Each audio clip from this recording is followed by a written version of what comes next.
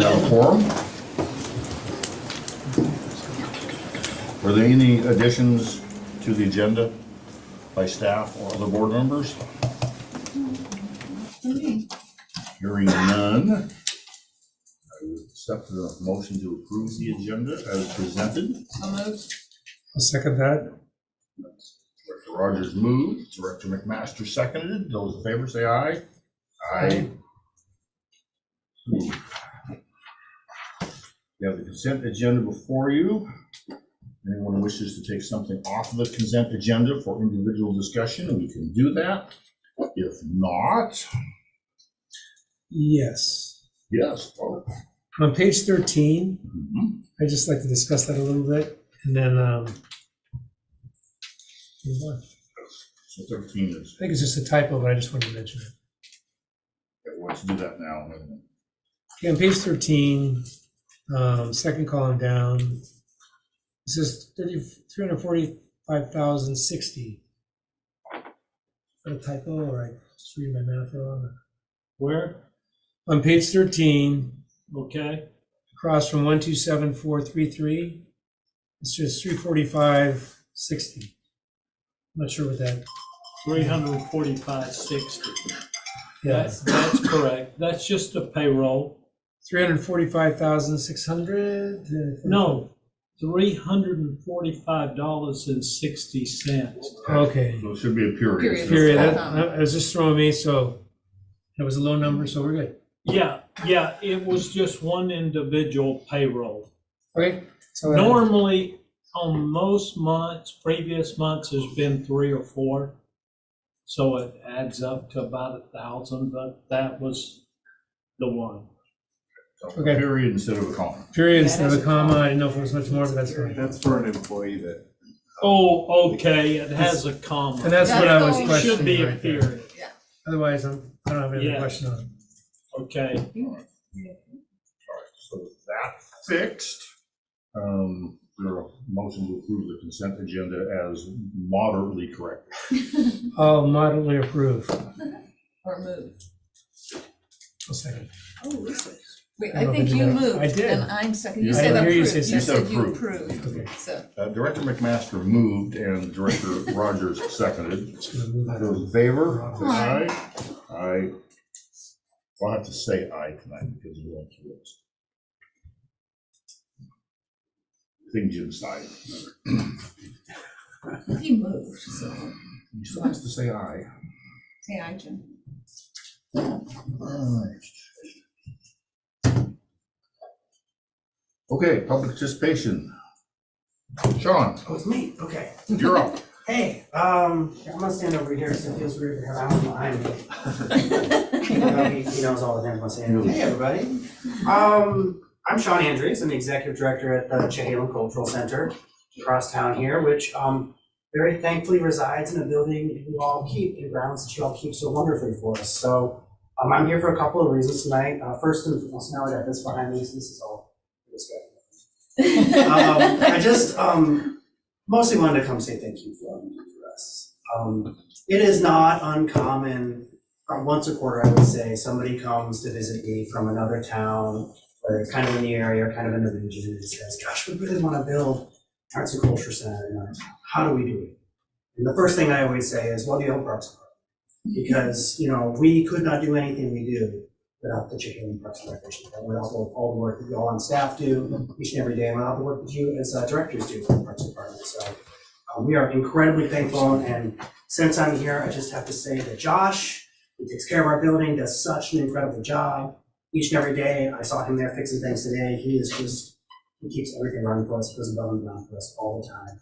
Brian does a great job with us all the time. I had talking to Brian today about Community Festival, which is coming up. I'm super excited about it.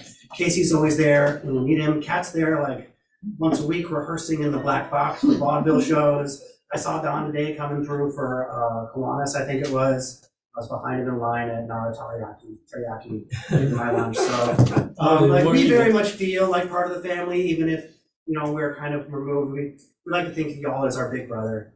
And I have Big Brother. He's the greatest guy in the world. And I feel very much the same about Parks and Rec. So Remember, Big Brother's watching. Big Brother is always watching. I ain't got nothing I don't want them to see, so I'm not so worried about that. But you probably know our mission at the Cultural Center is to inspire and enrich lives by connecting community culture. That's what we do. And so I just wanted to give you a few numbers about how we do that each and every day. We have a full-time staff of 4. We have a part-time staff of about 10. We have 33 folks who come in seasonally to teach classes and camps for us. We have 130 volunteers last year. We work with 60 independent contractors. Last year, we ran 117 different series of classes and workshops for kids, teens, and adults. We gave out $20,000 in scholarships for those classes. We had 16 exhibitions in our galleries. We have 4 annual festivals, including, yes, the Camellia Festival, which is on April 15th. You all should come out for that one. We support 48 visual and performing artists last year. Those are people who sold artwork in our galleries, who did performances in our ballrooms, in our black box. People who got paid to make art because we're there. We do dozens of weddings, quinceañeras, corporate events, PTA fundraisers, you name it. If you need a space for like more than 75 people in this town, we're probably the first place you're gonna come looking, and we're excited to have you there. Last year, we had 72,000 people come to our events, which I don't know if you checked the population of Newbury recently, but that's pretty darn good. I think our high water mark was in 2019. We had 85,000 people come to that year. So, after 2 years of being real slow and we're quiet in the pandemic, gosh, we are busier than ever. So it feels really good to be humming on all. So, I don't know, it's but I'm here today mostly because I wanted to tell you all about this really exciting project we have coming up. We're building a performing arts wing, which we're really, really excited about. Over the years, the Chehalem Cultural Center, the Chehalem Center Association has invested about $10 million into that building, into your building. And it's a wonderful place to do all the things we do. The one thing we don't really have is a proper performing arts center. So that's what we're gonna build. We've raised a little over $6 million to put into this building. We've been working with our architects over at Scott Edwards Architecture, who I'm pretty sure you all know pretty well from Aquatic Things. And our plan is to renovate 9,000 square feet. So we're gonna renovate our lobby at a big staircase that goes up to the 2nd floor. We're gonna call it the Tri-Family Grand Lobby, thanks to the Tri-Family who stepped up to make this happen for us. We're gonna add a 2nd floor lobby for people to hang out, before and after shows. We're gonna add 1,000 square foot dance and movement studio on the 2nd floor. Be purpose built. We'll have sprung floors. We'll have marley flooring. That's really great for dance and for all sorts of movement application. It's super, super durable. And it's gonna have beautiful mirrors. And if you haven't been up there lately, about right now, the sun's probably just really gorgeous coming through those windows. It's a really beautiful space to do dance and movement. We're gonna add a green room behind the theater, which will have a sound lock, which is a little room that you step into before you go in the theater. You step into it, you close the door, you open the other door, and you walk in the theater, so you know that sound from the green room comes on stage. It's like an airlock on a space station, if you're a sci-fi fan. We'll have some restrooms, some dressing areas, and all of that will be there to support the LaJoy Theater, which is named after the LaJoy family, who owned Newbury Garbage for many years, stepped up to make that happen for us, and it'll all be built around the Jim Halliday stage, which is our dear friend Jim Halliday, who passed a couple of years ago. We had some donors who wanted to help us remember him in that way. We're gonna do our best to maintain the historic charm of that theater. I meet people all the time at the Cultural Center who went to school there, who taught there, who were administrators there, who have deep memory of what it was like going to school and living in that building. So we want to save what that's about. That beautiful wooden proscenium that frames the stage, we're going to keep that just as it is. We're going to build like a living history museum, like a little display that we're going to collect materials from the neighborhood. Do you have old yearbooks? Do you have math books? Do you have a Letterman's jacket? Whatever it is, kind of try to save some of that, what it was like to be in there. But then we're also going to build a real modern theater. It's going to be about 225 seats. There'll be about 200 fixed seats, about 25 seats that can come in and out, depending on what our needs are. Our goals are for it to be a real mixed-use space, a roadhouse, if you will. We don't want to be a dance company. We don't want to be a theater company, but we want those to exist in our town. So we want to have a place where, Chehalem Valley Dance Academy can come and do the Nutcracker every year, or where Penguin Productions can come inside and do some shows in the winter, because it's hard to perform in a field in January, right? So we think it's really important to have, first and foremost, a place for this community to see itself on stage, but then also to bring things in from outside to inspire things to happen in this community. So yeah, there will be jazz combos that come through from time to time. There will be dance companies, down from Portland up from Eugene that are going to perform here. But first and foremost, it will be a space for this community to see themselves on stage and to get on stage and do things themselves. So we've raised about $6 million. We think very strongly that's enough money to do this project. We're really excited about it. We're approaching the city now with land use permitting issues. We have to request a parking variance for them, so I'm sure you'll be hearing more about that as the months come. But we're really excited about it. I know that one thing the city is going to ask of Chehalem Parks and Rec is to do some sidewalk improvements around the space. So if you aren't aware of that already, I wanted to put that on your plate and I'll humbly ask that as you prepare this rather thick binder of budget for next year, that you consider carving out some space in there to make these improvements. And then, yeah, we're really excited. If there's anything you want to know about the theater, I think maybe we have some renderings to show. Richard, do you have those? Yep. Yeah, let's take a quick look. I want to hear about the springy floor. Can we Yeah! put like an 8-foot basket in there?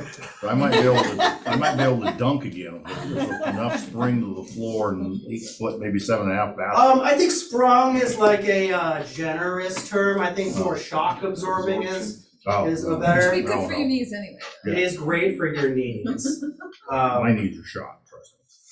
But the ceilings will be high enough for a basketball hoop. So I don't know. Don, I would love to make that happen. So if we could take video of it, especially. This is our theater space we're going to build here. It's going to be a beautiful room. This is our lobby here, the Tri-Family lobby. It's going to look like really beautiful, inviting space upstairs. We'll finish out the whole hallway, a little bit of carpet in the middle, really expose those floors. That's our dance studio.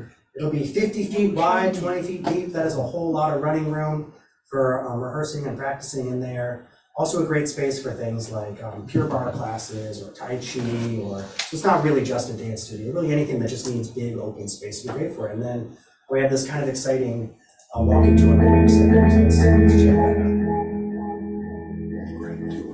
Maximize it.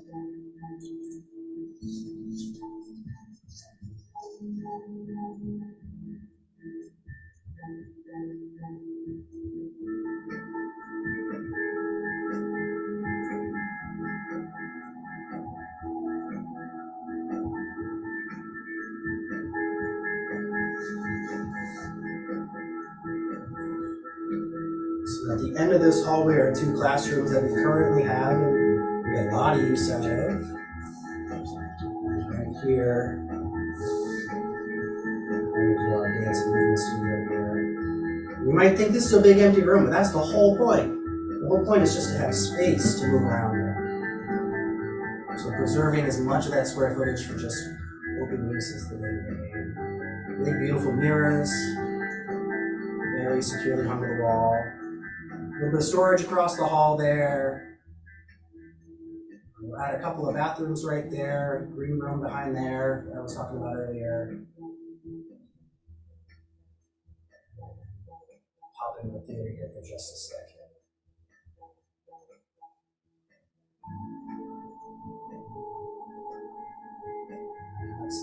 That's our theater. I know that since people really started talking about what this cultural center was going to be, was this room that people have been really excited about. This is kind of the jewel of the whole project, if you ask me. So I know that a lot of people in this community have been waiting a lot of years to see that. And I don't know if you could all read the graphic, but we just did a wonderful article I think 2 weeks ago on this project and all the people who made it happen for us. So if you have a chance to check that out, I would recommend it. There's a link at the bottom of this page. If you want to find it. If you want to buy a seat, I'll sell it to you. But it's a really exciting project. Will this finish the cultural center? No, it will not. There's 3 rooms down at the, west end of that hallway that we won't be finishing up this time. There'll be meeting rooms at some point in the future. So am I done capital fundraising? No, I'm not. There will always be a little bit more to do at that cultural center, but this is a really exciting step forward for us and makes a whole lot of programming more possible for us. So we're really thankful for the support you've given us, the support you give us currently, and we hope to continue doing so in the future. So I'm excited about the theater, and I'm not a thespian other than I've acted in a couple of church Easter plays, but that was it. Having grown up in Forest Grove, Yeah. they've had theater in the Grove there for a long time. It's a very nice community thing. And to me, this is just my personal view, it's more interesting to me to see people that I know acting, because I know they're really acting. I mean, I don't know if Julia Roberts is a great actress or not. I mean, she's just maybe doing what she does. Yeah. I have no idea. If I see somebody I know from town taking on a role, to me, that's very interesting. I'm the same way. So I think this will be a great asset to the community. Well, I'm glad you think so. And, you know, building a theater is a lot of fun. Designing a theater is a lot of fun. Opening night is a whole lot more fun. So I really hope that, you know, all things go according to plan from here, and when do they ever, but if they do, we could break ground this September. And best advice is that it'll be about 9 months from when we could open. So really, we're talking next fall, to fall 2024, we could be having butts in the seats and have a real show in there. So I hope to see each of you there. And yeah, it's a dream coming true right in front of us. And yeah, that's what I say about that. Thank you, Sean. That was really great. I've got, Any questions, Jim? yeah, I've got a quick comment. I just think it's remarkable that we can get a nonprofit to be able to work with a public agency to help finish out a public building. You know, $6 million that you raised to help this thing happen, to me is just, I don't know how many communities in Oregon can say that. So without using taxpayer dollars and being able to go out and ask the community, we'd like you to help us, and those folks kind of stand up and do that, I just, you know, have to applaud you for doing that. I know that the longer we wait to do this, the costs will go up. So hopefully the district and you and can get together with some of these things in the city and get this accomplished before we have to raise more money to cover inflation. So again, I applaud you and your board for all the work that they've done and the volunteers. And every time I walk in that center, I always feel invited. It always looks beautiful. And I'm in there quite a bit with Rotary and stuff. So, you know, it's great. So, and thank you for the hard work you're putting in. It's awesome.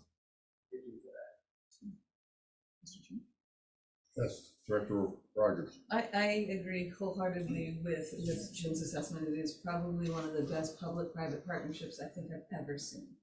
And so I, thank you and all of your staff for doing all the wonderful things. And for all of you guys for making sure that the building does operate and the outside looks great.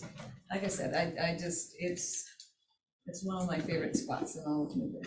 For making sure that it's hot when it's supposed to be hot and it's cool when it's supposed to be Cool, cool. that's right. Not small things. We greatly appreciate it. Yeah, those are important things. Okay. You had a question? Thank you, sir. I did. I'm Mark Gregory, and I'm with the Golf Course Advisory Committee, and we're challenged going forward for the next several years to be able to raise funds to build a clubhouse and another 9. And I'm curious, Sean, to know how you went about raising the funds, the $6 million, and how long it took you. Sure. I will answer that question. I'll also say I'd be happy to have a longer conversation anytime you like about that. All right, Because I I would love like fundraising, that. it turns out. But really, a couple of years ago, I want to say about 3-4 years ago now, we identified, maybe 4 years ago, we identified a funding mechanism at the state level. There's something they call the Creative Resources Economic Fund. And every biennium, they set aside a certain amount of funding for arts and cultural projects around the state. And we identified that could be a real good source of about $1 million for us if we got our act together. So, we called our closest friends and said, hey, we would like to make a go at this. They won't let us on the docket. They won't even consider us if we don't have half of the funds raised. And so right then and there, we kind of set aside a project that we thought was the right size for what we wanted to do. And that was the first deadline that came down for us. It was like, hey, we know that we have 9 months to raise the first $2.5 million. And we went out and talked to all our best friends, and we're thankfully our board, many of other friends have been doing 10 years of work, getting people ready to support that theater. And when we went to them and said, hey, we're serious about building this theater, we have a real shot at getting $1 million from the state of Oregon. They were ready to go. And they said, great, I've been waiting for somebody to ask. And then, we were fortunate with that state process. We did end up getting awarded $1.25 million from the state. So, yeah. Thank you, and I appreciate your invitation to sit down together, and I would like to do that. So if you don't mind, I'll ask the administration for your name, telephone number, and I'll Yeah, get in absolutely. contact with you. I was just director at Chehalis Cultural Center. Show up at the cultural center, you'll find them. Yep, Okay, I'm pretty much there all the time, so. Go on Yeah. Mondays. I was thinking we put that $5 golf surcharge, if we apply that to the cultural center, you said 72,000 people, that'd be That would help. 360,000 a year right there. I didn't come here to have my pocket picked, but that's okay. how He's not how do we picking yours, he's convince them picking how everybody else. to Oh, get okay. them? I have a question Yeah. too. Who are you? I know, the homeless issue that has, it seems like things have gotten better. What was done, what, That is a difficult, all I can offer is anecdotal evidence, I'm there every day. I will say that maybe in November, December last year, we started noticing a lot more folks coming in to use our restrooms. And, you know, we're a public room, we're happy to use our restrooms, but we started noticing people use them for reasons that were not just restrooms. We started having some run-ins with, you know, we were noticing that people were using fentanyl in our bathrooms. We started noticing that, like I found fentanyl on site there. And, you know, we talked to the library, who's our neighbor, and they were having some of the similar issues. I reached out to, we have this group called the Regional Cultural District, which has a representative from y'all, representative from me, the library, the city council, and our new city councilwoman. Oh, forgive me, her name escapes me, so I can see her face. But she sat down with me and just talked about what was going on, and I know that she helped us reach out to the city. And I think the only real tangible change was that the city started sending uniformed officers around more often. And really the little act of people coming into that space and realizing that, like, oh, a police officer could be stopping by today. I think that really discouraged some of the people who were using their building for reasons other than those included to maybe find another spot for that. It's still a concern. I know that we would love to get our security cameras upgraded, and as you consider the budget next year, I would hope that you could give that some consideration. Our security cameras are pretty out of date. It's really hard for us to keep an eye on the whole building, keep the place safe, but there was just increased vigilance on the staff level, increased protocols about how to handle these situations when they come up.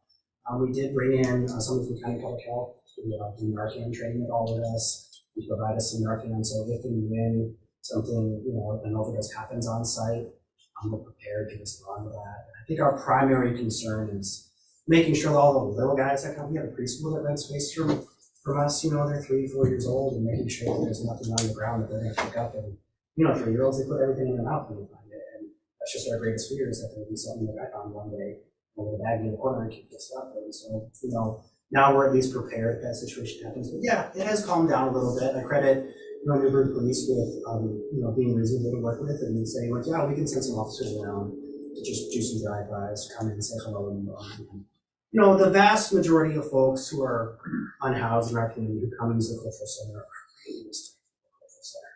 You know, some of those fentanyl using problems we were aware of because other unhoused folks were coming up to our desk and saying, like, hey, I love that you let me use your bathrooms. There's somebody in there who's smoking fentanyl. I'm leaving, so I don't want to be part of that, but you should know that's going on. And so, you know, we were first tipped off to it because there are people who use those facilities who don't have another place to wash their hands, use the restroom, and so that this is valuable to us. We really love that we have this resource available to us. We don't want to see other people using that and see our access to the cost. So I think it was just kind of an all of the above sort of approach that has made a difference. But it certainly hasn't gone away. That's the truth. John, you had your hand up at one point. Just want to say that Alan Brown is with us tonight. And Alan and I go back a ways to the very beginning. 1983. Yeah. And I remember when we talked about Central School, when all the elected officials met, and they said, what are we going to do with this building? And they gave it to the Park and Rec to do something with. The board was split. I remember they said, how are we going to take a liability and turn it around? And we did community-wide surveys. We asked the community what they thought, what they wanted. And from that, A lot has occurred. You saw the result tonight, and it's amazing. It's taken, this is an excellent community with a lot of good people. And Alan was one of the first that helped us set up the framework by which to get it going. Prior board members, Mike Ragsdale, others did quite a bit of work on that, had suggestions, and it's been nothing but positive and will be for the future.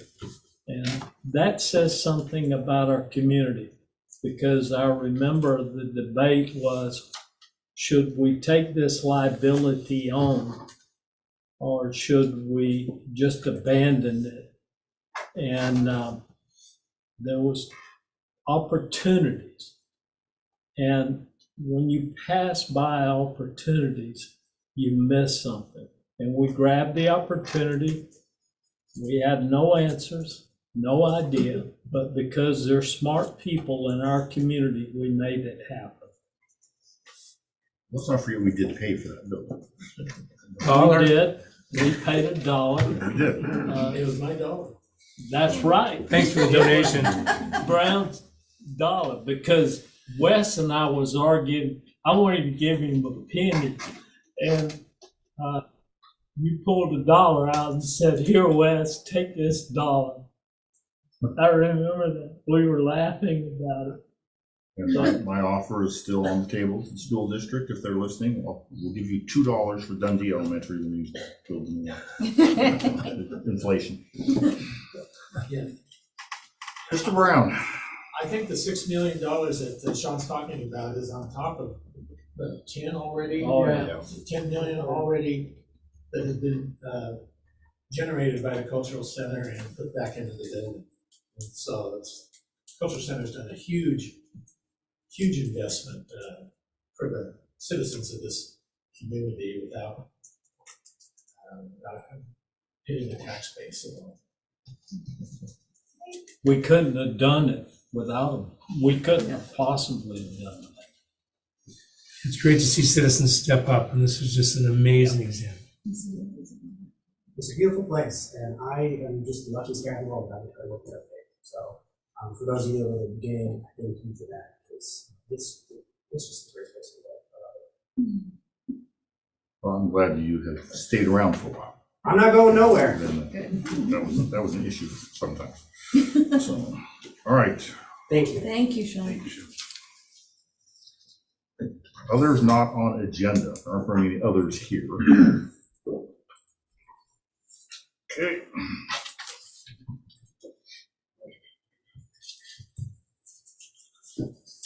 We have some things to approve here. Do they have any questions about the Spanish translation contract? Kath or Dawn want to give us any details about that? Well, actually, it's Cat. That is Okay. the same contract that you did approve in 2021, and nothing has changed in it. And we are transitioning to a different translator, so I'm just signing a new person. Just requires your approval. Okay, I saw a hand. Was that Brian? No, I was waving by to Sean, but yes, I was waving. Bye, Thank you for Sean. noticing.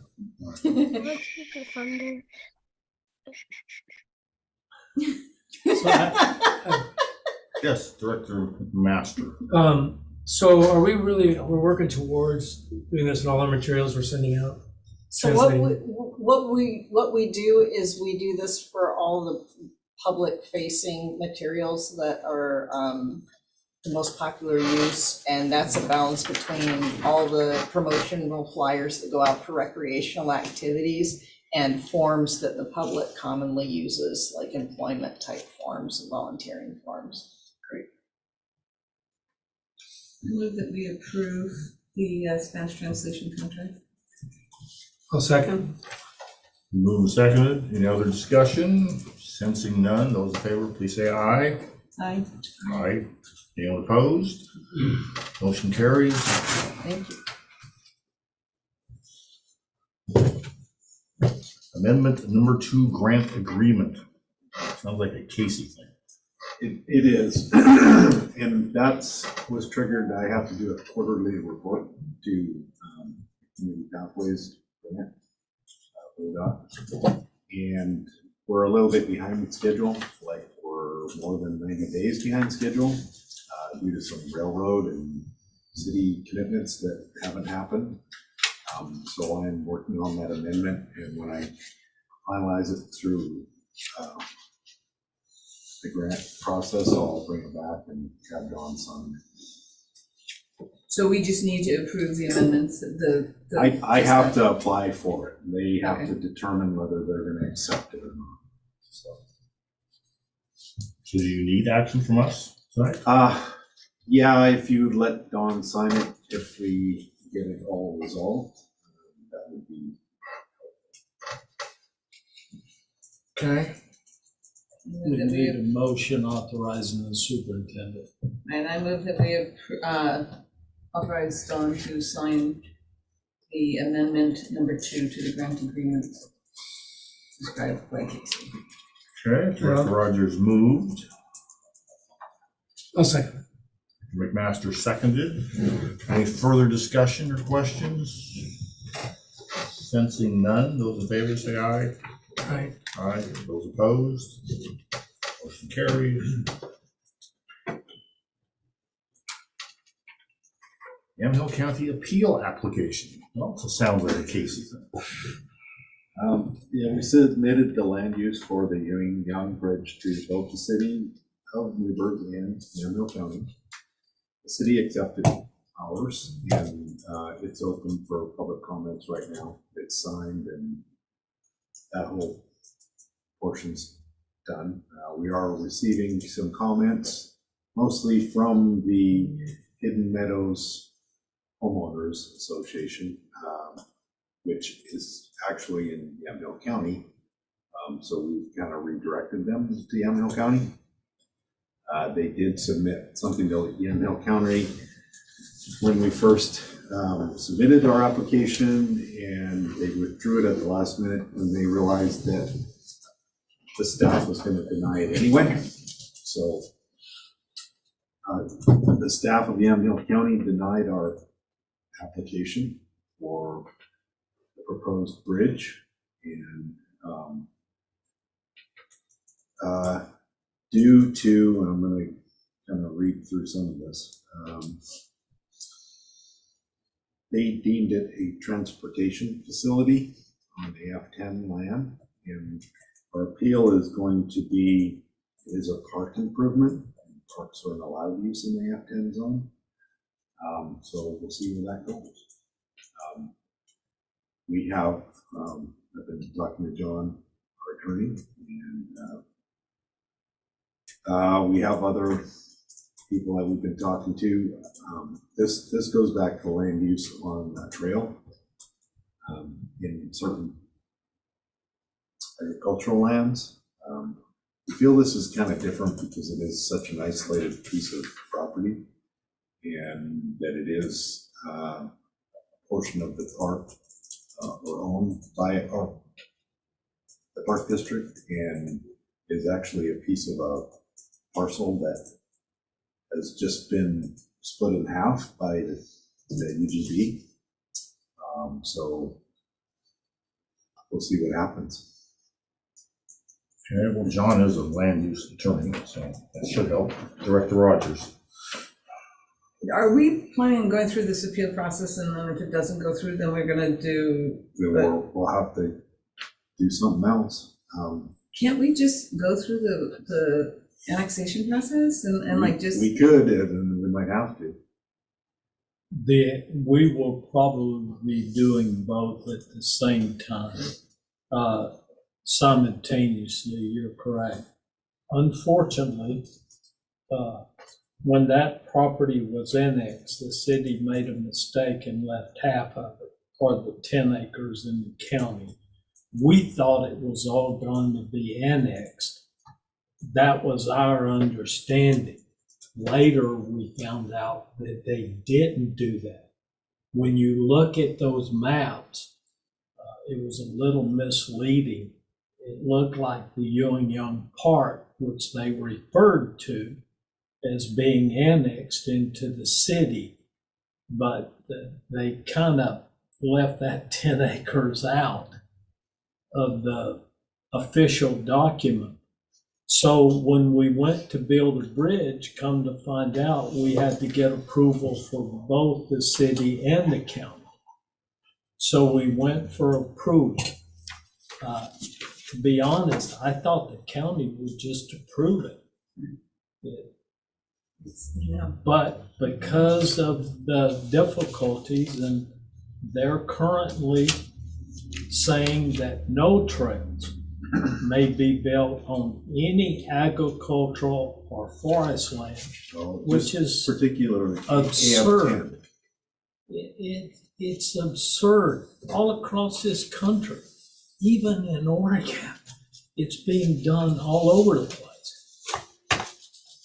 We should never, as a board, you've already agreed that property owners have rights and that we'll not do any condemnation or do anything that the property owner does not want done with their land. Currently, we have a huge amount of property owners. Alan knows, he drafted some of them, agreements for trails through agricultural as well as AF10 property that they gave us the right of way to do. We have others in the workings through the wine country and stuff where they're willing to give us for nothing. But we can't right now because of the county. Their obsession with that Yamhillas Trail or whatever that was, I don't know, but that's not our jurisdiction. We just have to go with our plan that has been around since dirt. Yeah, Jim. So we acquired that land as part of Ewing Young Park. Do you remember the year, Don? How many years ago that was? Oh, it was in the 60s. The land that you're talking about that were acquired in the 80s was the Smurfit property. Right, so we've had that land for, even before the developments were there. Oh, yes. And the land, as I recall, watching in the floods, with that river. Correct. And so really common sense dictates as landlocked with, the houses up above, our property and the river there, that no one can really use that land for anything except for us for parkland, in my common sense opinion. So that's kind of how I view that, is land that's sitting there that no one can use unless we can bring a bridge over and let the public who own the land use their land. So that's kind of how I'm looking at this. That's, to that point though, I think there's some kind of law that says if you have a piece of property, you have to be able to have access to it. Well, that's what I'm gonna. Well, we're gonna that's say what too. we feel that, again, it's all speculative, but if it's appealed to LUBA, we're gonna win.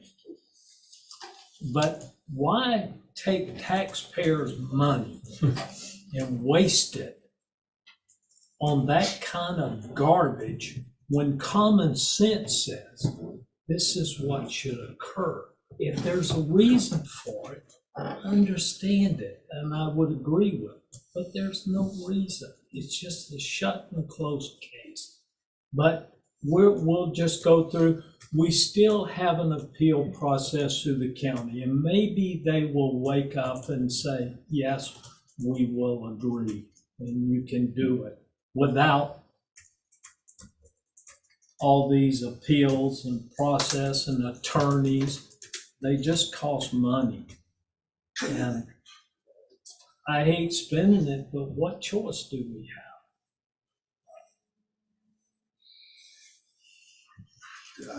Hey, please keep working on it, because we're in the business of recreation, so.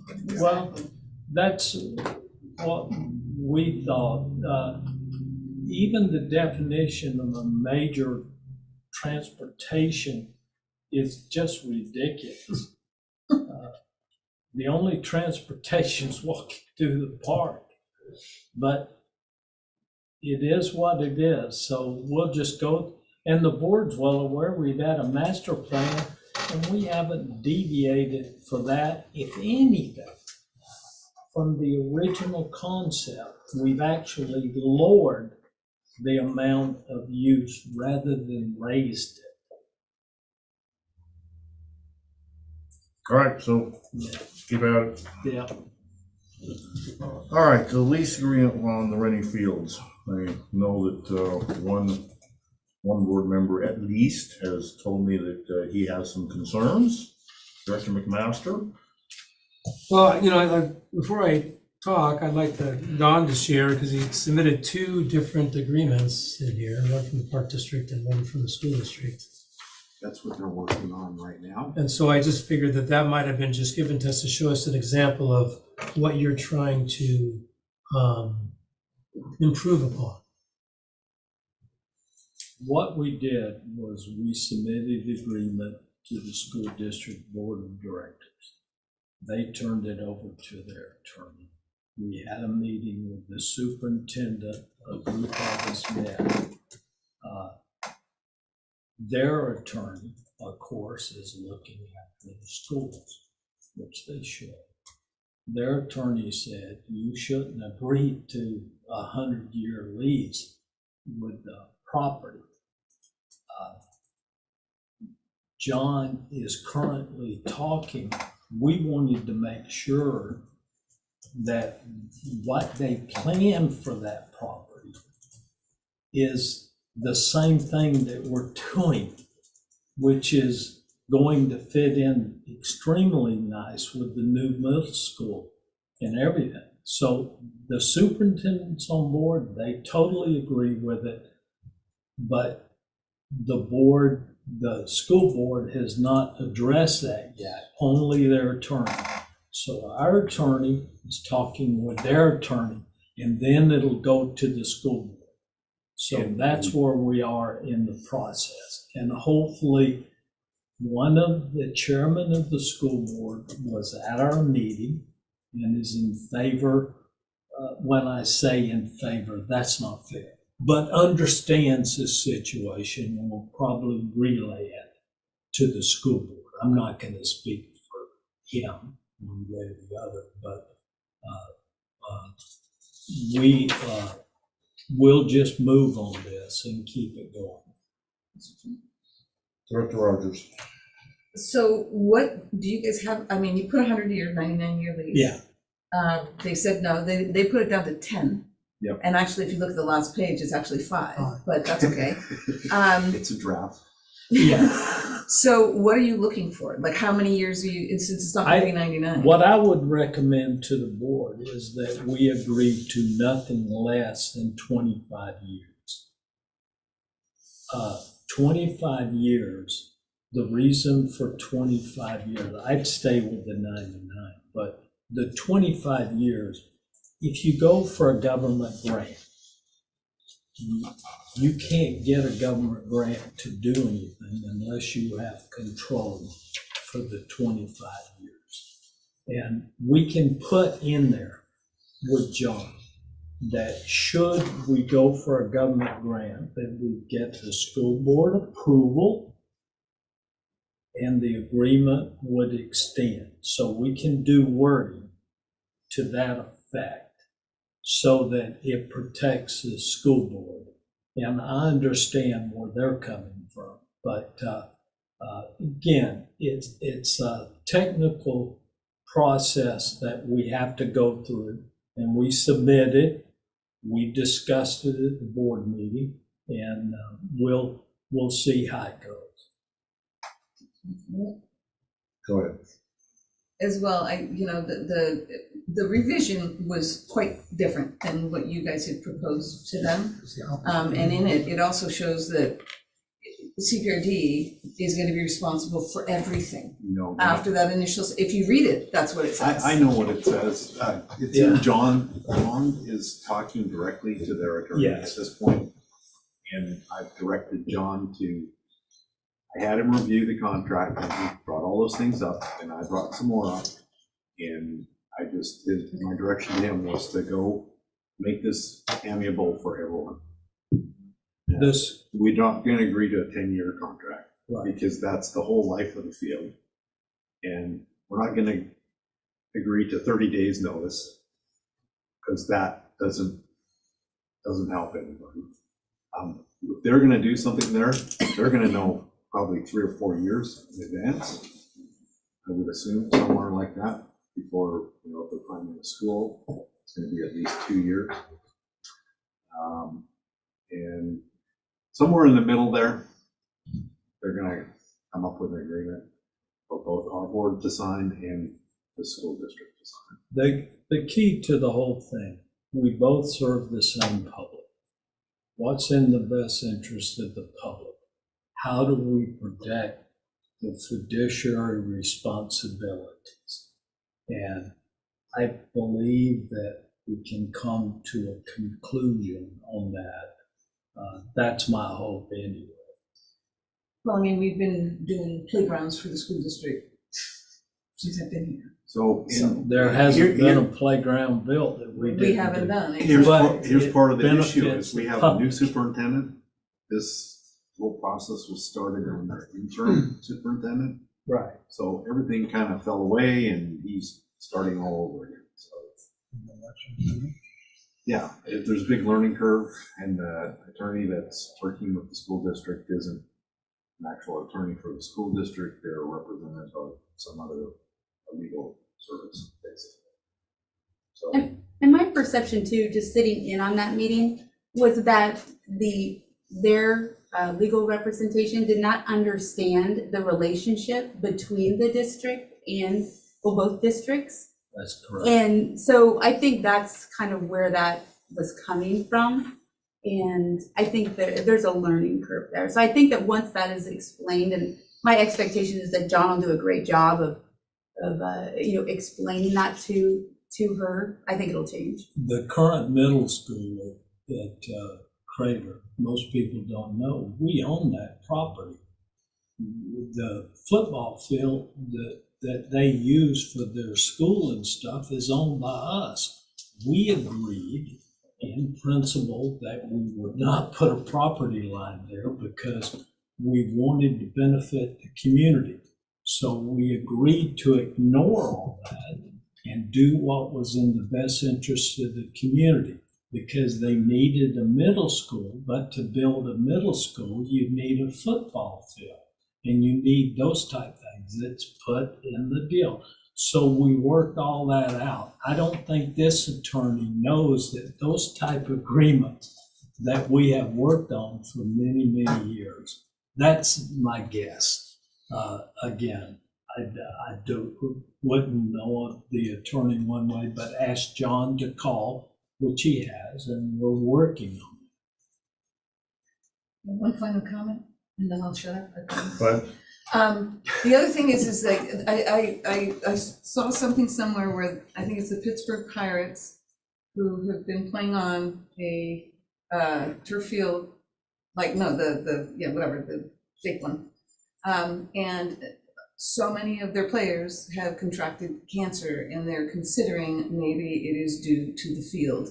And so as long as we're following some of that, so that we know liability-wise whether or not this is a good thing to move forward with as well, is something to consider. I'm personally not a big fan of turf fields, but whether I am or not, they're being built all over the state, especially in Oregon. There's probably a reason for that. If you look at it from an economic standpoint, I think it probably balances out. By the time you plant grass, maintain it, water it, cut it, versus the turf, but the turf has to be replaced about every 10 to 12 years because there's a safety factor, which it has to be replaced. And so that's something that comes out, but it's usable in all kinds of weathers where turf fields are not. They'll just be 12 beds. So. yeah. Yeah, speaking with Lisa spoke to, I saw an athletic business that is coming down the pike with some of the materials they're using on these fields. Some of the cities are closing the fields and revamping them. So I think we need to take a hard look at that and what they're using on the fields as far as their amendment to make it soft. The second thing I just thought was kind of interesting is that they're going to give us a lease for 10 years. And then though we have to pay for the replacement of the field in 10 years. That kind of was like interesting in this contract that they wrote. Because I noticed in your contract, Don, that you wrote, it was like, we like to split it 50-50 in 10 years because those fields turn around every 10 years, which is the way fairness should be in that. But the other thing that I really want to get in touch with is, you know, when we do this, and I hope that we do this for the public's, I'd like to know more information about what the city's going to require as far as infrastructure, if we're putting in bathrooms, if they're requesting sidewalks, if they want a certain amount of parking. We haven't got that far yet. I know, but all those costs coming down the pike are going to not be inexpensive, so I just kind of want to see the whole picture before I would say, yeah, let's go do this. Well, we know for a fact that we're gonna have to redo the sidewalks on Blaine Street. Now, one thing to bring in this deal, this is a joint venture. The state legislature gave $750,000 to the school district for this project. The state legislature was there, so we're matching $750,000. So the school district is putting in half of this. As long as that's all it costs. I didn't say there It will cost more, I can assure you. Yeah, that's what I'm saying. It's going to cost more. I can guarantee you it will cost more by the time we're through with it. But it will save us if we leave that site, go to another site, which we have to purchase or do, plus the cost, we'll pay that $7. And this will benefit the community and serve the same purpose and benefit the future middle school that they're going to build. To me, it's a no-brainer. It's the way we ought to be working together to save the public tax money and those type. I didn't want to argue that point because I Yeah. agree, but I just want to know the total cost down the road to make sure in our budget that we can afford to do that thing. Because I think there is a real need in that area to do some upgrading. And so, yeah, that's all I have to say. Okay. I will be hesitant to approve a contract that was not at least 50 years. That's half of what we usually do. He's gonna have to have some sort of Well, rollover. it does have a clause in it. If you do 25 years and then 2 years from now you apply for a grant, you only got 23 years left. So there's gonna have to be some rollover clause in Right. there for that. The other part of that, I would agree, and I would recommend to the board that you agree to the 25 from the time that the service comes on. But I would put in there that they have an option to do away with it, but they must pay for the replacement costs and those type things, which they're not going to do. But that's okay. For instance, you sign contracts with the state and the feds that says that we receive grant money. Should you decide to close something, you must bill that back once you've used that state and federal money. You can't just close it and leave it done. You've got to go someplace else and build it and operate. It's called perpetuity, which was the one issue you remember, Alan, that we had with the Dundee School with the perpetuity clause. And they're selling Dundee School, but the school board chairman said that that property remains because they agreed to it. So that's a legal term that I didn't understand, and I still don't, but I was told what it means. Perpetuity means forever and ever and ever.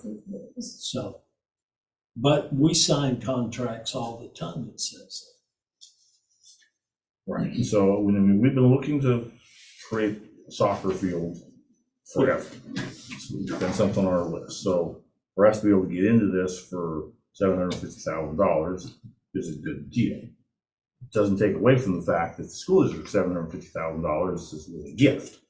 You know, ours is coming out of our budget. that. Yes. So Well, you know, they didn't say that that was the end of it either. They said they were looking into if they had extra bond money available, Right. whether they could use that. So they're willing to do Right. what's right. Correct. And the fact that we brought up the pickleball courts, there's an opportunity there. There's extra property that those would fit into.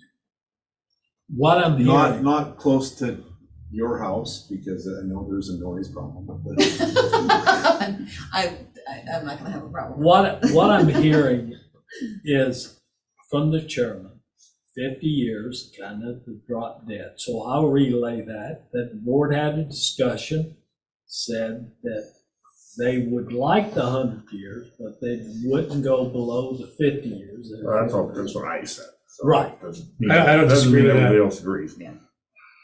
50. All right, I'll pass that on to John, and we'll be back to you. But I Jim? wanted to get it on the agenda and get what you felt about it. Jim's lobbying for another question. Yes, I'm lobbying. How much do I have to pay you for that question? As far as the grants are concerned from the state, you might want to do a little research on that from my past experience with those grants. When they have a school district involved, they don't give you those neighborhood grants for that. So you need to look at that. It could have changed. But I know that came up in when I was viewing one of the grant proposals. So just, take a look It at that. did change, Jim. Okay. $20 Well, that's to good. the clubhouse fund. As a matter of fact, I think we helped make it change. Okay, well, I just remember that, and they were turned down for a grant from another city entity because they had a school district involved. So if it's changed, that's awesome. Most school districts across the state and Park and Recs do not work together well. We're the exception. We've always done extremely well. But we both have always had the same objective in mind, and we've been able to work together to save the taxpayers the money, because the same playground that we built that serves those kids during the day, in the afternoon, the neighborhood takes their kids and goes right back to it. And it saves us from having to build a new one.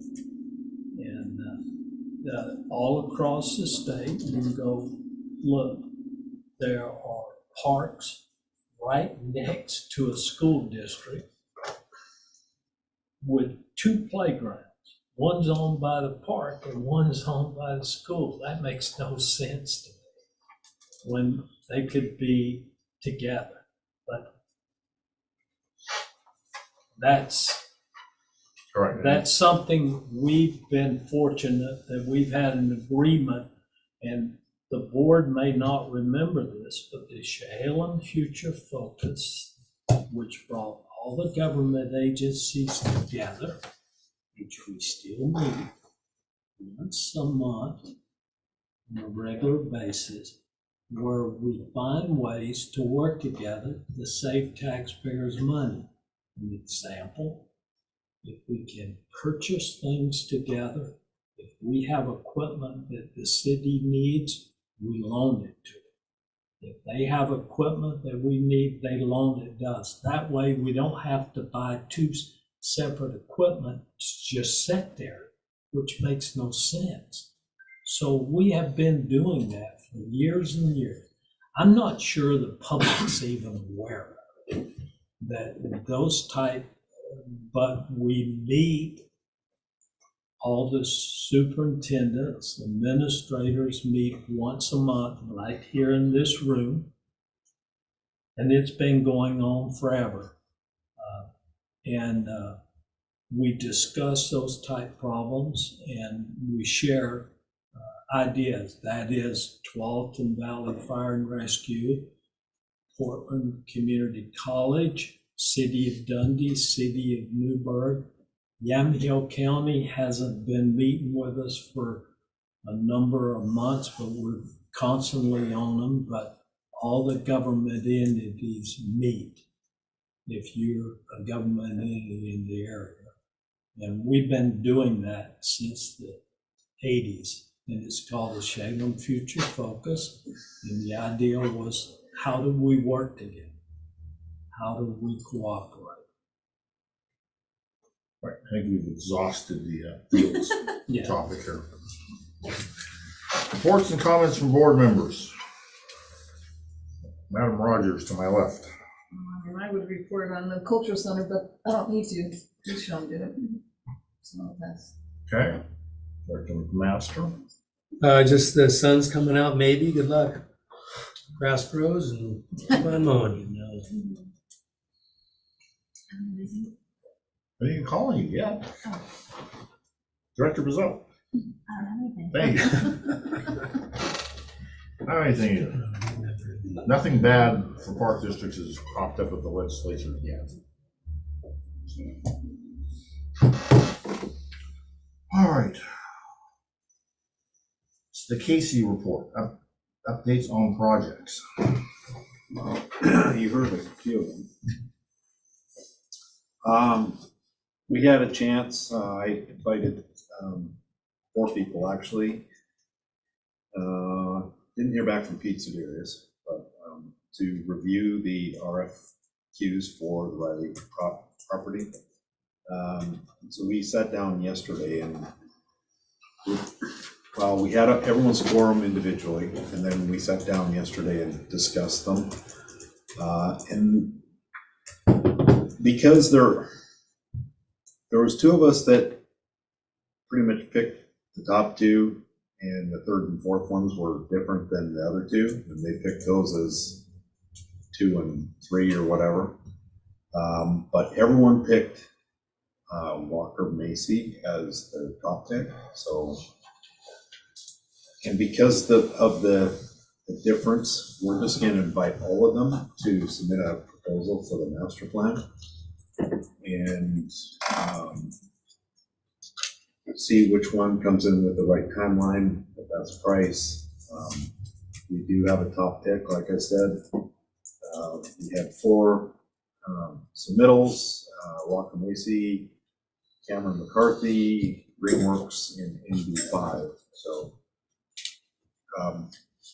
4 very qualified firms, some larger than others, some more knowledgeable about, the type of park that Crystal Riley present.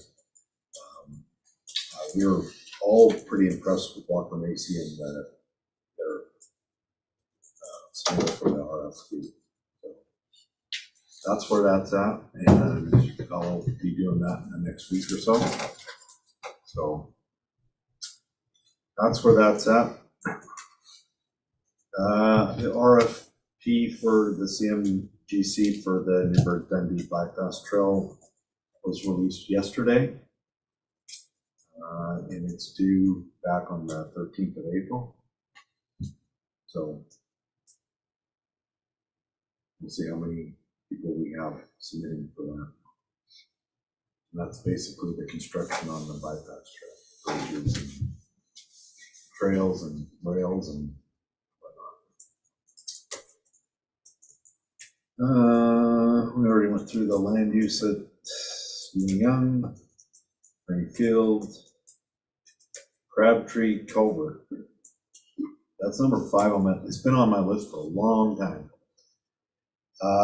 I'm waiting for, our attorney contacted Christian Bonish, who is the legal representative for the county, or attorney for the county. And he came back and asked, they've got Page's easement sitting there. It's not been signed, it hasn't been acted on.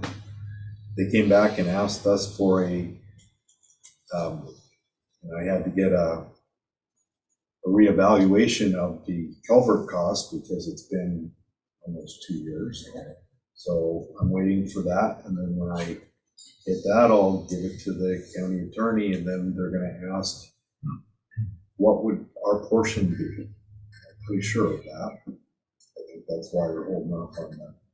Because Paige, I talked to Paige today, and she has not heard back from the county on her easement that she submitted 2 years ago. 21, I believe. Yeah. So she's kind of getting impatient too. And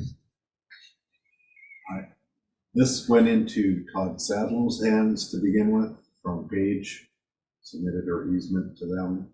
And that whole process was during a commotion in the county, and it got dropped. So hopefully we'll have some news soon.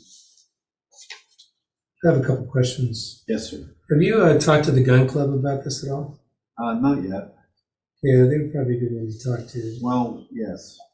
And I just don't know if everyone here understands that we maintain the park whose property is owned by the county.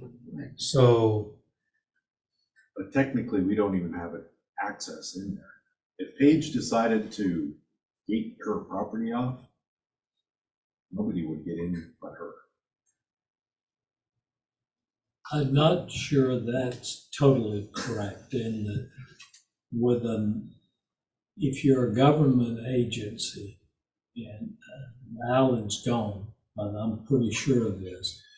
If you're a government agency, easements, there is no time limit. But if you're private, I believe it's after 7 years, you can't block off an easement that's been used for a number of years. I still Now think you that- have the go back to the access to your property. Right. I think there's a legal something out there Right. that says you have to be able to have access to it. That's correct.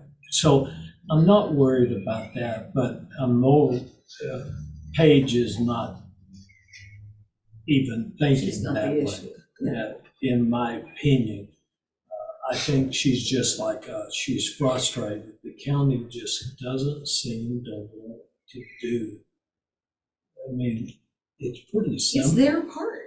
Well, this all started when I contacted Paige and I said, you know, your culvert's failing. And because I didn't know the county road, or they didn't have the easement through there. I assumed it was county road. So we contacted the county, and they came out and said, well, there's nothing wrong with it. And they went away. And then I started taking pictures, and I showed Paige, and I said, this is gonna fail sooner or later. It needs to be replaced. And she contacted the county, and couldn't, they came out, and that's when they said, no, there's nothing wrong. Even though we have pictures to prove that they couldn't even see into the culvert because there were so many blackberries around it. They didn't bother to clean it out or anything. So then Brian and his crew went in there and actually unblocked the culvert, took all the debris out. And there is no bottom in that culvert. What, is there a reason, do we know why they're having, like, they don't want to do anything with it? Probably because they know it's a fish passage and it's gonna cost them a lot of money. Yeah. They just don't know how much yet. Heck, Next. Campground, county requested a floodplain development permit because of the septic system that's going down there, so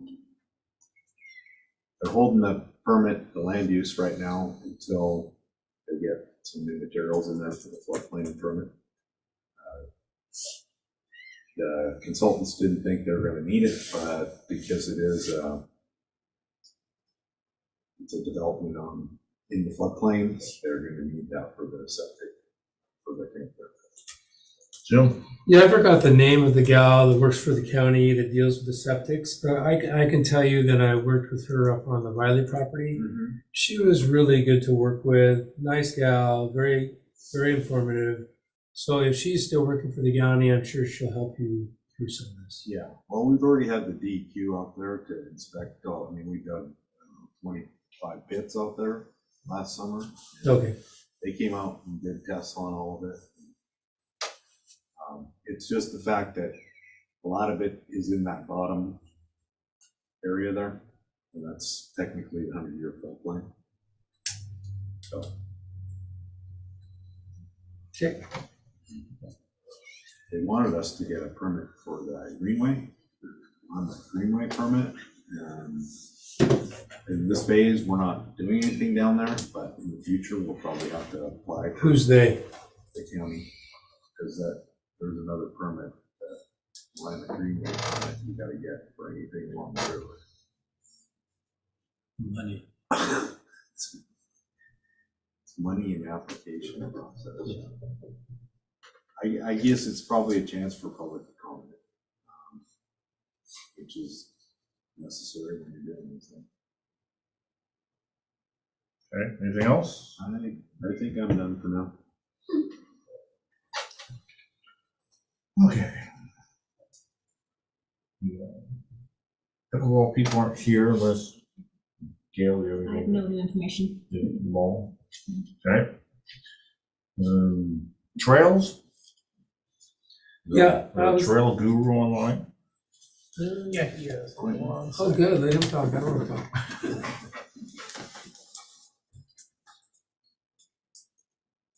One second to switch over.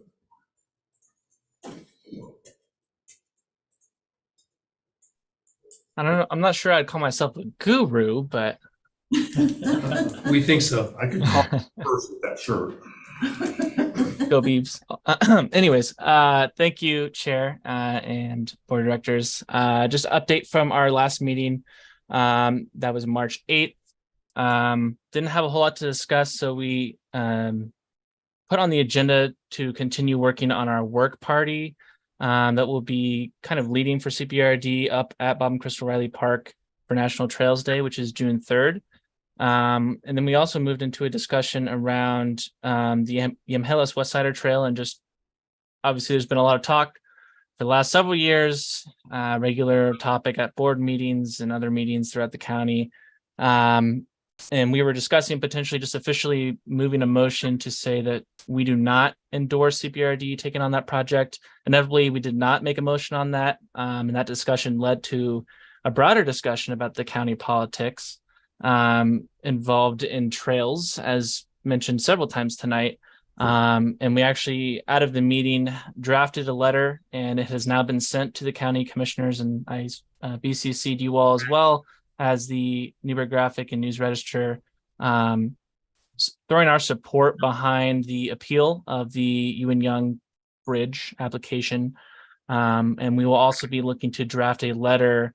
It is from our understanding that the Planning Commission at the county will be hearing a potential rule change around the conditional use of trails on that forestry and agriculture land. And that meeting, I believe, is to be scheduled here in April. Our committee has voiced our support around opposing that change. So we'll be drafting a letter for that as well, likely at our next meeting, and then garnering support from community groups and our own membership to attend the meeting, the public hearing, and voice our opposition to their proposed change so that we can move forward with actually building and maintaining trails legally on the CPRD owned land that just simply can't be farmed or forested. So ultimately a really good discussion at our meeting. I think we have a really great consistent group of members, and moving forward, I think we really just want to try and support getting trails to be legal for us to pursue, because as a committee, we didn't feel comfortable really sitting on our hands when essentially our committee's charge may be in question if we can't move forward with trails at Bob and Crystal Riley Park, at other parks. So really satisfied with the work that our group is turning out here. And I'll just update, I met with Brian and Casey and Kat, and we talked about the trail signage and getting that initiated here at Bob and Crystal Riley Park for opening. We have a plan, and I promised Kat, and I'm getting them to her tomorrow a web application and a print map that we can distribute for opening that the public can use to access that park. So, and another intern from Oregon State University will be finishing up the rest of the mapping project with all the other parks here this spring. So really cool. That's all I have. Any questions? We might be able to get an answer here, but you know, spring has sprung and it's still wet out there. It's too wet for folks to use those areas, but when it starts drying out, they will be there. And are some of those signs, you think, will they be able to be posted prior to things getting dry enough to use out there? Either Brian or Casey. The signs in question that he's talking about now, we will be posted. And that was discussed with the board in your direction, that when we reopen, whatever Mother Nature dictates that date, bikes over here, walkers over here, horses over here, walkers over here. Gonna have clear delineation there. That's gonna be awesome. Signs are up now. The park is closed. Absolutely, for a sunny day, Russ ran off a couple bikers yesterday. So, oh, it's spring out was literally their comment as they're standing in front of the sign that says closed. So we deal with that daily, and we will between now and then. And we have that sign package up now, keeping the park closed. Yeah, it was just the directional signs, not all of them, but just the ones that were the main signs. I just know that we talked to the folks that were here, the public in our meetings, that we would get those up. So that's my only thing. That might be, we could attribute our conversations we've had since then, that they aren't here tonight. And I think they're on the same page we are now and comfortable with that. And side note with that, April 1st, we have our first work party up there with the equestrian group. Is working closely with them, and Nice. we're excited about that. We're about 20 folks up there working on some trails that we can access that aren't getting damaged this time of year, but benefit different user groups. So we're excited about that too. Thanks. Thanks, Quentin. It's awesome. Yeah, thank you. Yeah, I do want to, one more time, I do it every month because I think it's super important. I want to thank Kat, Brian, Casey, and Bart and Jim for all the hard work and collaboration that they've been doing with our advisory committee. Really appreciate it. Well, thank you for what you do and the committee. Go Beavs. Thanks, Quentin. You're out of order, sir.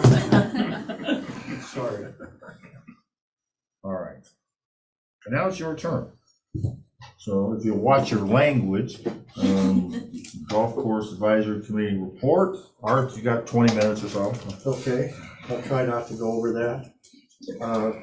We had our March meeting, which was actually on Tuesday, and it consisted of meeting with an architect, Michael Vaughn. I don't know how many of you know him, but he brought in some schematics, colored prints of a golf clubhouse. So we spent most of our meeting looking at the prints. He had the floor plan, he had the elevations, 4 or 5 elevations, what he is suggesting. It all looked pretty good. Of course, it's all preliminary. There's no commitment that has been made to the architect as far as going forward, but he's still working with us if we want to have a larger display to put in the clubhouses after January or July, excuse me. So he's still going to work on that and provide us with information. I think all of us on the committee, which Tuesday consisted of 6 of us at that time, looked favorably upon what he has done, and it's quite a piece of work, and he's done it free gratis. So I think he needs to be commended for that. As it stands right now, we probably won't be going into any more discussion at this direct time on the clubhouse itself. But one of the things that we lost a member, we're scheduled to have 7 members in the committee, and we lost 1 member in February. So the second part of our meeting Tuesday was to go through the applications that were not selected in the first go around with setting up this advisory committee. And we looked at all of the applicants that had not been chosen, and as a group, we selected a replacement for the one who left. And I think that we've made a very good choice. The individual has extremely good background, and I think he'll be very compatible with the members that we currently have. So that's where we stand right now. As far as projects that we've been working on and we're still working on is we're looking at trying to put a cover over part of the driving range area of the golf course so that we can get more patrons out there using the driving range during the winter months or wet weather. Another one is, as I understand now, we've got these silt fencing. That's right, Brian? 1,100 feet, yes, sir. Yeah.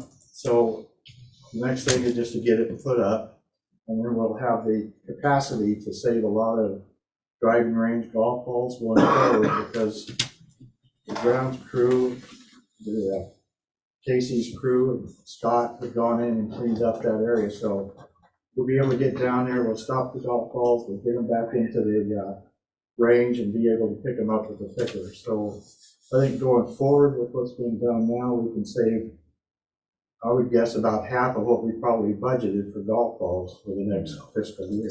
So, and then there's the question of a different type of mat to use to get off of the driving range, and that's still an open item. So our open item is a mat, get the silt fencing up. We're looking at a cover of portion of the driving range area, tee box area.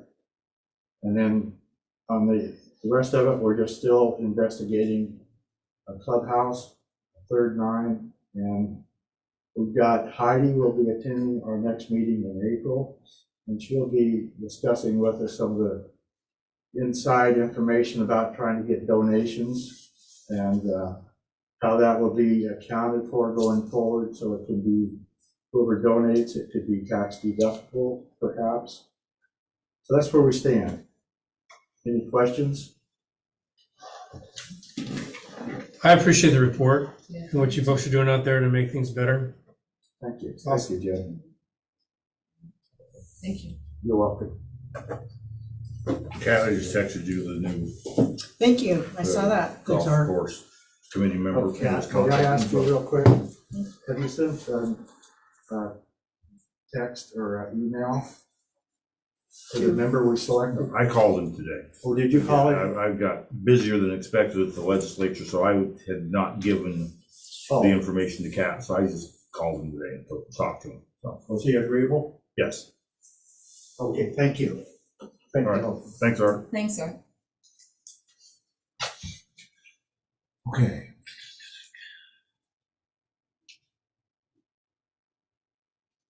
Friends Park easement. Anything new about that? I went with Pat Darby to the city he asked for a pre-application meeting. Trying to figure out what his cost might be to do what he wants to do. And he's in the process of seeing if that is a financially feasible for him. I know the whole 5-acre package parcel was at one time listed for $200,000, and it's going to cost him. I gave him somebody to call, Rick Beaudry, who's in the process of developing a city lot, and I said that will give you some idea, and he knows Rick Beaudry, so that will give you some idea of what the city's going to charge you to develop that lot, and that doesn't include the sidewalks and the frontage and all that kind of stuff. I'm guessing and I told him this, and I'm guessing it's probably around $75,000 to do what the city's going to ask you to do. So I think he's on the fence right now. But he did say, I might be willing to sell it to the Park District, or didn't give him a number, but Okay. I'm sure he may come back to us. Okay. Art's inexplicably not here. I don't know if anybody else have anything to tell us about the paddle launch? I haven't discussed anything with the Marine Board or anything yet. Okay. Superintendent's report. Just to let the board is aware, I gave you the copy of the budget. There's a copy out there for the public.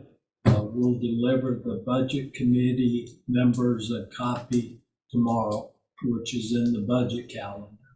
I just didn't want to deliver yours since you were already here. I thought I'd just give it to you. And that way you have it.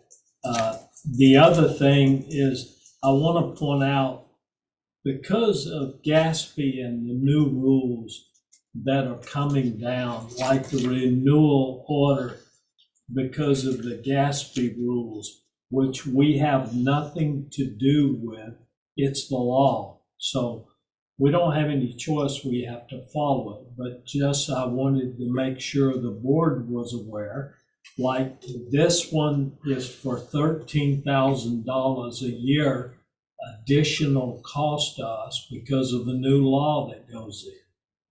And I think sometimes the legislature means well, but they don't understand how it affects the local folks. And it's a protection, but I just wanted you aware. And we, with this particular contract, we'll sign it for 2 years. So it'll be $26,000 that we'll obligate for. But that's part of doing business, and we have no choice. In other words, GASB says that you must do certain things, and by law, we must do it. Heidi's pretty good at coming up with the best companies and those type of things, and is working with those. But I just wanted you aware, and you got in your board packet the tax report for the foundation. It's really growing.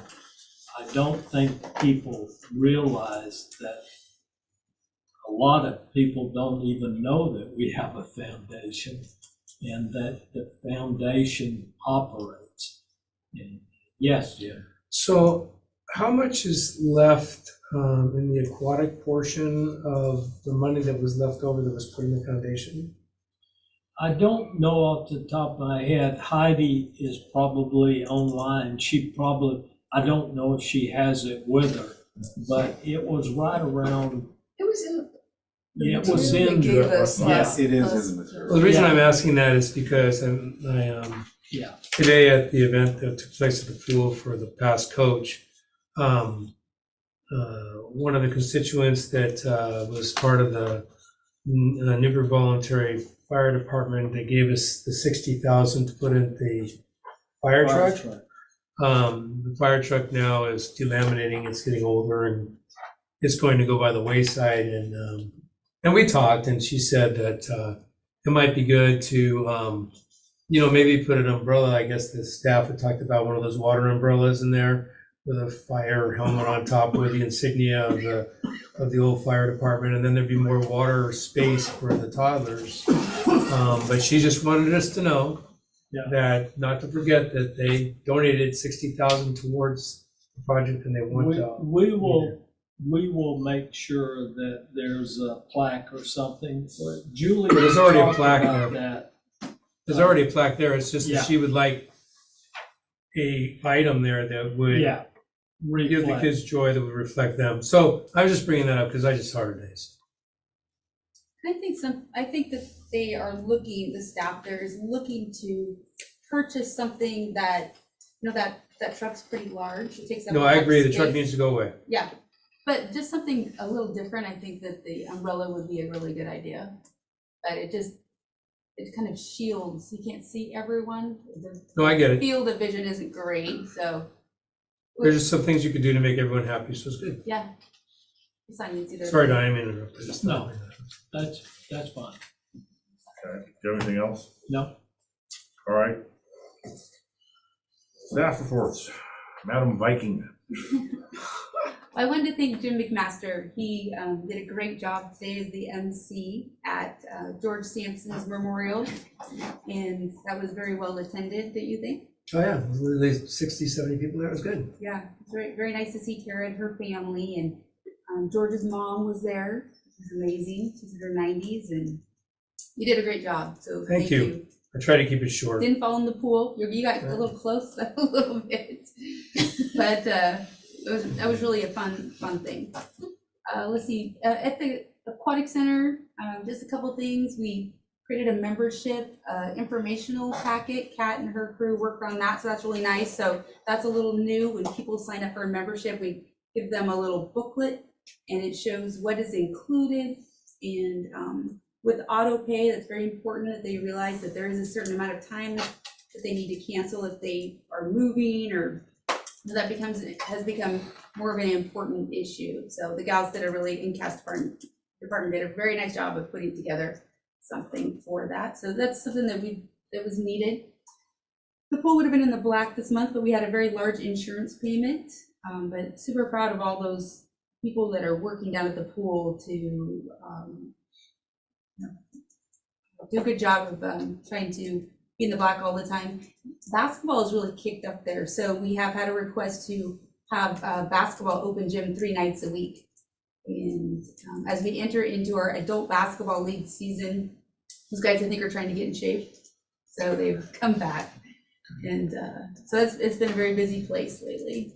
I'm retired from that. What's that?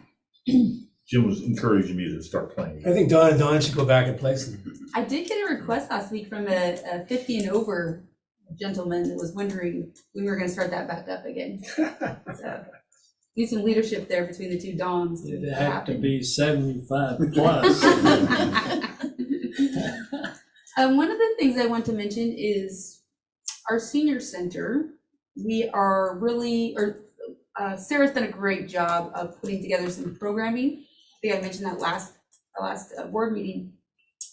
And we had a situation where at the senior center, about 2 weeks ago, a gentleman walked into the senior center and said that he was considering suicide.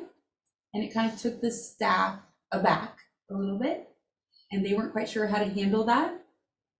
So they were able to, he kind of made a couple statements about that, and then he left. And they were able to figure out who he was and where he lived. And then Sarah called the Newburgh Bendy Police Department. They were able to locate him, talk to him, and get some resources available for him, or to point him in the right direction. So because of that, Sarah reached out to the Yamhill County Health Department, and they put on today at 1 o'clock a informational meeting with a gal, the suicide prevention coordinator, to talk about how our staff should handle those kinds of situations. And also it was open to the public, for anybody in the public that wanted to attend. And there are 3 steps that they talk about. It's QPR, and that is question, persuade, and refer when you are dealing with that kind of a situation. So I thought she did a great job of taking ownership of that problem and finding a solution to it. And so I think that the staff feels a little better about that, because that was a little surprising, We also, I think Sean had mentioned they had some Narcan training. And so we also at the senior center went through that as well. Our care department's going well. We're going to the zoo next week, and we have spring break. I was talking to Erin Harrington, and she's our coordinator of that, or specialist, I should say, of that department.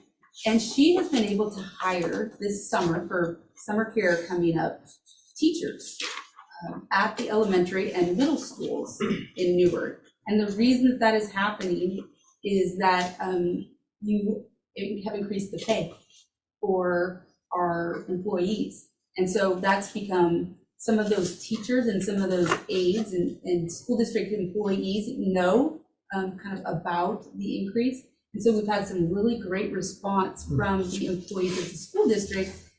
And we feel great about that, because they're more than qualified, right? They're older, they're more than qualified. So thank you for that. I wanted to mention that. Camellia Run, right, Brian? You bet. We're ready to go. Rock and roll. Dawn had mentioned, in relationships, and I'm going to be meeting with the city of Newark tomorrow. We lay out about 135 barricades.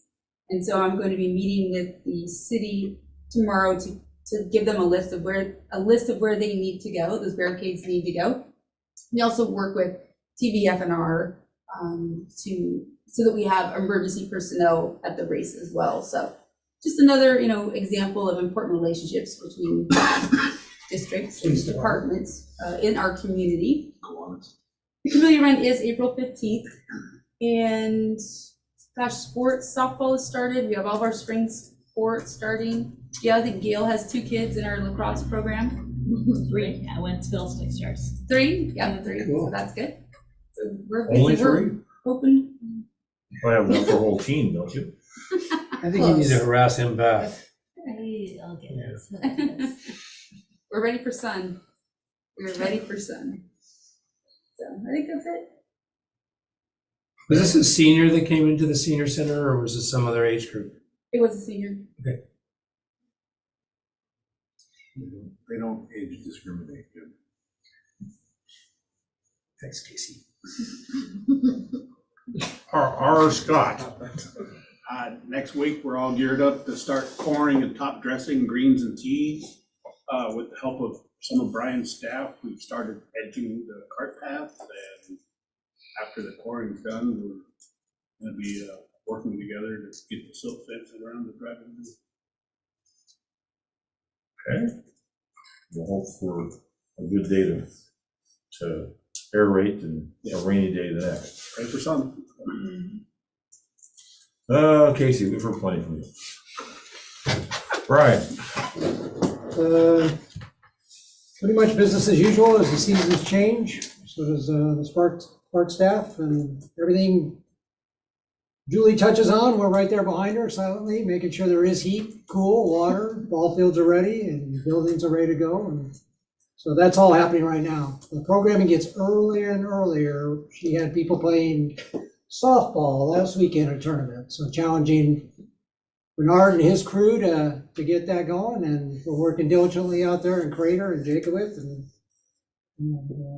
trail work, mulching, mowing, a lot of facilities work, a lot of graffiti in bathrooms. There seems to be a big rise in that again. Oh, really? It's Not with houses population per se, during the day, and they're open, and that's never gone away. I'm sure Jim could attest to that from 40 years ago, but it does exist, it's still here, and it's not going away. We handle it, we take care of it right away. You don't condone it, you archive it by taking pictures, you convey that to public safety, they keep a record of that also. And what's unique about artists that like to tag, they use a particular symbol or a style or a color or a paint, and they might get caught doing that same thing down the road on the side of a building, and now all of a sudden they're into a felony if they've got 4 different archive cases that, so it helps that way that we can do that part. But it does exist in our town, and we've had that discussion here more than once, and we address it. But on a more positive note, with the seasons change, it's really exciting to see the facilities getting used more and more, although they never really did slow down since that dreaded COVID or whatever. You can walk out any given day on the Getman Trail or any in that area and Ewing Young, and it is busy. Dog park, all that. It's great. It's fantastic. We are doing a great job providing a service for the community, so with our facilities, and that's exciting. Brian, real quick, I hear they're having a rash of tagging at the high school inside their bathrooms. So you might want to touch base with them to see if you can match up some of that. Yeah, that's good. Thank you. I didn't know that, because the last people that did it, Josh and I had a suspicion there was a couple of young men over here that looked like they were up to shenanigans. Yeah, so that might help with the matching, so. Absolutely, thanks.